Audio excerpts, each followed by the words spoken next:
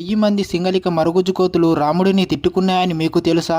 కుంభకర్ణుడు యుద్ధం చేస్తున్నప్పుడు తన రథానికి ఉన్న పెద్ద గంట పొరపాటున కింద పడిపోతుంది. అప్పుడు 1000 కోతులు ఆ గంట కింద చిక్కుకుంటాయి. ఒకసారిగా అంత చీకటి. ఆ చీకటిని చూసి భయపడిన కోతులు శ్రీరాముడు మన కోసం రాడేమో, శ్రీరాముడు మనల్ని మర్చిపోయాడేమోనని శ్రీరాముడిని తిట్టుకుంటూ ఉంటాయి. ఒక కోతి మాత్రం భయపడకుండా శ్రీరామ నామస్మరణ చేస్తూ ఉంటుంది. రావణునితో యుద్ధం ముగిసిన తర్వాత రాముడు 1000 మంది సింగలిక కోతులు కనబడటం లేదని యుద్ధ భూమిలో వెతుకుతూ ఉంటాడు. రాముడి కంటికి ఒక పెద్ద గంట కనబడుతుంది. ఆ గంటను చూసి ఒక్కసారి హనుమ అని పిలుస్తాడు. రాముడు ఒక్కసారిగా హనుమ అనగానే హనుమంతుడికి తన సామ్య ఆంతర్యం అర్థమవుతుంది. వెంటనే తన తోకని పెద్దది చేసుకొని ఆ పెద్ద గంటను పైకి లేపుతాడు. అప్పటి వరకు చీకటిలో ఉన్న కోతులపై వెంటనే కాంతి పడుతుంది. ఆ కాంతిలో శ్రీరాముని చూసిన కోతులన్నీ ముసలి కోతితో కలిసి రామస్మరణ చేస్తూ ఉంటాయి. తర్వాత వెళ్లి రాముడి కాళ్ళపై పడి క్షమించమని వేడుకుంటాయి. హనుమంతుని తోకకు గంటను చూసి ముచ్చటపడిన రాముడు ఎప్పుడు మాట తప్పుడు అనే దానికి గంటను నీ తోకకు గుర్తుగా ఉంచుకొని చెప్తాడు.